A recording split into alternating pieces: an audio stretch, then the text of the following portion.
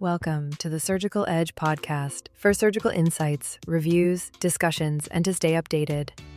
Let's dive in. Welcome back to the deep dive. Today we are getting into a really critical and honestly pretty feared scenario in the ICU, abdominal compartment syndrome, ACS. If there's ever a condition where your clinical suspicion and just the speed of your intervention can define, life or death, this is it. It is the ultimate clinical time crunch. That's absolutely right. And we're not just talking about a high number on a monitor. We're talking about a rapidly progressing systemic failure that's being driven by, well, a single physical force. So our mission today is to do a real deep dive into the latest clinical thinking. We're pulling from guidelines made for expert practitioners to really dissect the definitions, the pathophysiology, who's at risk, and of course the management strategies. And before we jump into the nuts and bolts, we absolutely have to state this up front. This content is based on published literature and is for reference only. You must always follow your local institutional guidelines and your own clinical protocols. This is about staying informed, not setting new policy. Exactly. And, to kick things off, we have to start with the core concept. ACS is defined by its consequences. It's not just high pressure. That's IH. That's intra-abdominal hypertension, IH. ACS is that sustained high pressure plus the end organ failure that comes with it. If you miss that distinction, you're going to miss the diagnosis. Okay, so let's nail down the definitions. The World Society of the Abdominal Compartment Syndrome, the WSACS, they've standardized this for a reason. What's the line in the sand for IAH? IAH is the first warning sign. It's the precursor. It's defined as a sustained intra-abdominal pressure, or IAP, of 12 millimeters of mercury or higher. And normal is what, like 5 to 7? Yeah, exactly. A healthy person is walking around with an IAP of maybe 5 to 7. So 12 is that first flashing yellow light that tells you, okay, I have a problem here. I need to monitor this. So when does that yellow light turn into a full-blown, life-threatening red light? When does it become ACS? So the official threshold for ACS is a sustained IAP over 20 mmHg, but I have to add a little clinical nuance there. In practice, we often don't see that catastrophic systemic crash until the pressures are hitting, say, 25, maybe even 30. But the definition is IAP over 20 plus new clear evidence of organ dysfunction. So you're talking about things like oliguria or the ventilator alarm starting to go on. Exactly. The patient stops making urine, your peak and plateau pressures are climbing, you've got hypotension that isn't responding to fluids or pressors. You have to link the pressure to the failure. That measurement then is absolutely critical. You can't just guess. So what's the meticulous gold standard way to measure IAP? It's still the indirect measurement through the bladder. It's reproducible, it's minimally invasive, but you have to be precise. How so? You have to instill a really small standardized volume of sterile saline. We're talking no more than 25 millis. Because any more than that, and you're just measuring the fluid you put in, right? You're creating your own pressure. You're creating your own pressure artifact. Exactly. Then the transducer has to be zeroed perfectly at the mid-axillary line, and you take the measurement at end expiration with the patient totally supine. Skip any of those steps, and, well, your reading is pretty much meaningless. Right, so that gives us the number. But here is where it gets really fascinating for me, the systemic failure. How does pressure in one single body cavity manage to cause this cascade of multiple organ dysfunction syndrome? It's like a massive hydraulic squeeze. And what's amazing is just how far it reaches. Let's start with the heart and circulation. Okay. The pressure directly compresses the inferior vena cava, the IVC. It literally flattens it like a straw. So your venous return is decimated. Preload just tanks. It's gone. And at the same time, the diaphragm gets pushed up, which increases your intrathoracic pressure, and that jacks up your afterload. So the heart is trying to pump against huge resistance while it's basically running on empty. A complete recipe for disaster. Precisely. Reduced cardiac output is just inevitable. Now look at the kidneys, which are often the first canary in the coal mine. The oliguria isn't just about poor perfusion from the heart. It's a double hit. It's a double hit. You've got the systemic hypoperfusion, and the high IAP is directly squeezing the renal parenchyma and the vessels themselves. That's a rapid ischemic injury. And meanwhile, in the lungs, the ventilator alarms are just screaming. Unavoidable. The diaphragm is pushed way up into the chest, which crushes your lung volumes, your FRC. So to get a decent tidal volume in, the vent has to use these skyrocketing peak and plateau pressures. Which puts you at risk for VILI, ventilator-induced lung injury. Absolutely. And you get hypoventilation, hypercapnia, which just adds more stress. And what about the gut itself, the source of all the trouble? The splanchnic circulation suffers profoundly. The IAP severely restricts blood flow to the gut mucosa, and that mucosal hypoperfusion is a silent killer. It leads to injury, the barrier breaks down, and you get bacterial translocation. This huge septic load then drives SARS, lactic acidosis, and it raises the risk of, a catastrophic non-occlusive mesenteric ischemia. It's a complete self-perpetuating vicious cycle. And I understand even the neurocritical care teams need to be on high alert. They do. That increased intrathoracic pressure blocks venous drainage from the head.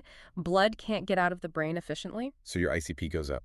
It translates directly into a raised intracranial pressure. Mm-hmm. In a trauma or a neuro patient who's already borderline, that can be devastating. Wow. That cascade really paints a picture of why this needs such immediate attention. Okay, so let's pivot to the causes. The WSACS uses that primary versus secondary classification. Right, and that distinction is really important because it guides your initial thinking. Primary ACS starts from an injury or a disease inside the abdominopelvic region. So like major trauma. Exactly, a patient with a damage control laparotomy for a shattered liver, massive retroperitoneal bleed from a pelvic fracture, a ruptured AAA.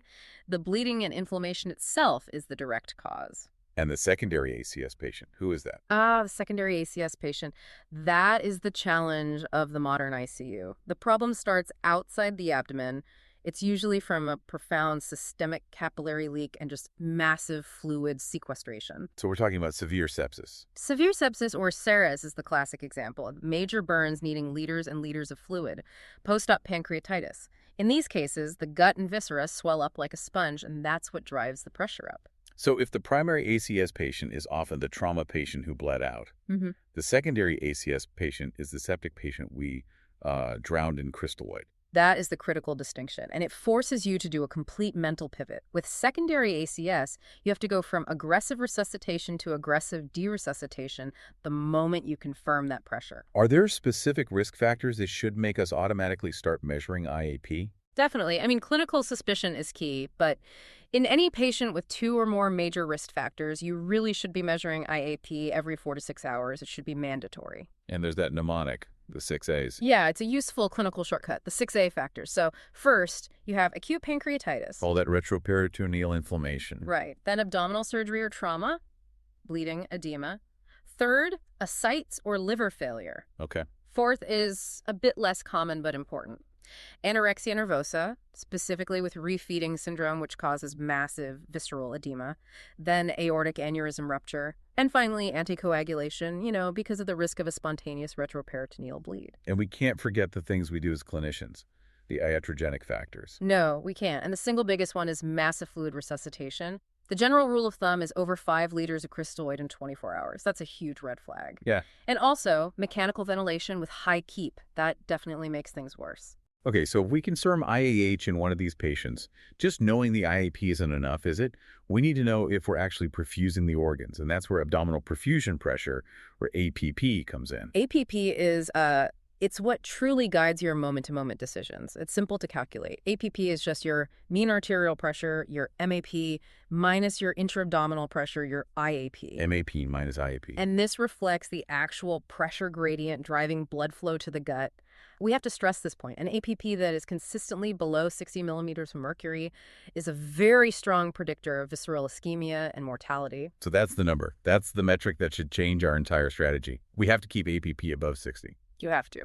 So we've confirmed IAH or maybe even early ACS. What's the first line of defense? The non-surgical stepwise measures. Right. There are 4 steps, and they're non-negotiable. You start them immediately. The whole goal is to drop the IAP without sacrificing your APP. So step 1 is simple. Evacuate contents. Get an NG tube down, a rectal tube in. Aggressively treat any ileus. Maybe consider prokinetics. And step 2, how do you deal with that tense, board-like abdomen we see? Step 2 is all about improving abdominal wall compliance. That means maxing out your sedation and analgesia to get rid of muscle tone.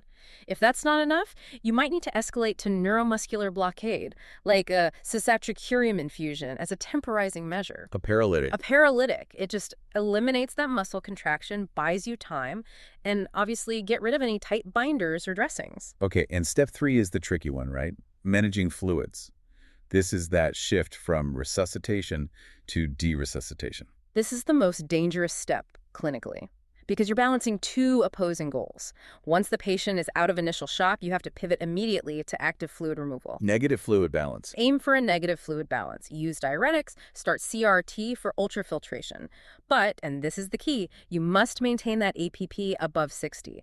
If the MAP starts to drop, you use vasopressors, like norepinephrine. You do not give more crystalloid. You have to break that cycle. And what if it's just a huge amount of cyclics driving the pressure? That's step 4, percutaneous catheter decompression. For tensa sites, an ultrasound-guided paracentesis can be immediately therapeutic. It can drop the pressure dramatically. So let's say we've done all 4 of those things aggressively, but we still have established ACS. IAP is over 20, 25, and organs are failing. The medical options are exhausted. At that point, surgery is the definitive life-saving step. It's a true emergency. It's the final backstop. It is, and it carries huge risk. The surgical team has to move fast. Preoperatively, you need absolute coordination with anesthesia.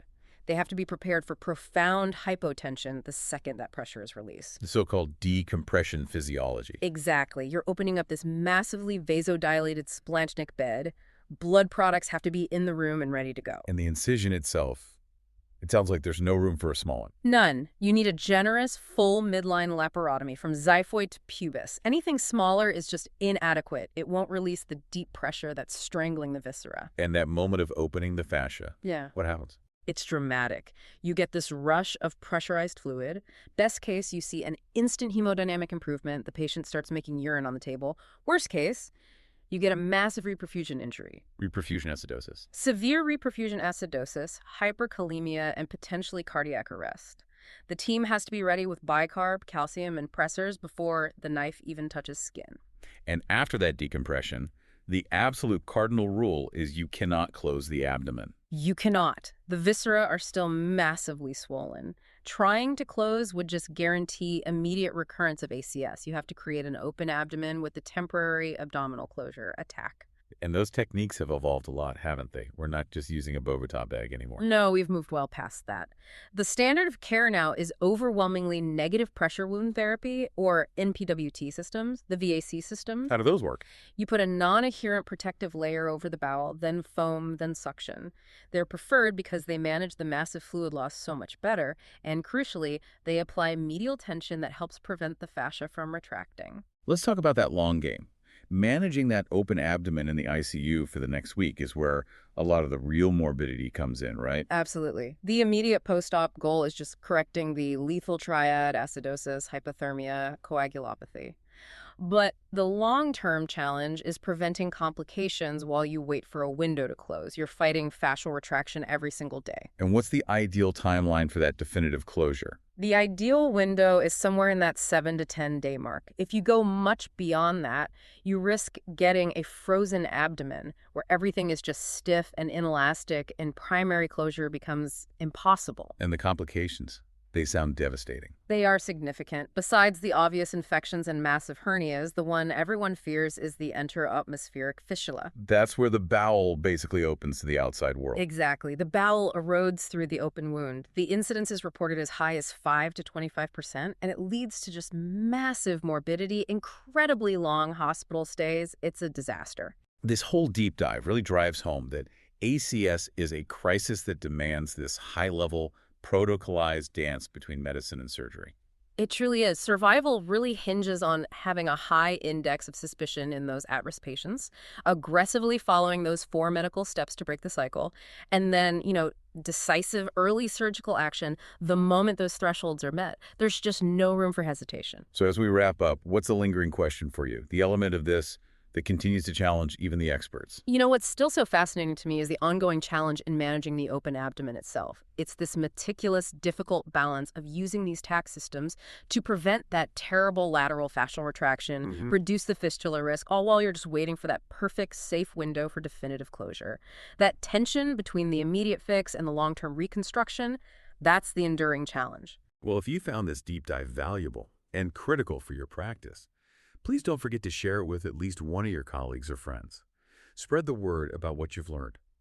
Also, be sure to check out our YouTube and other social media pages for even more clinical insights into the world of critical care. Thank you for listening to the Surgical Edge podcast. Don't forget to like, share, and subscribe.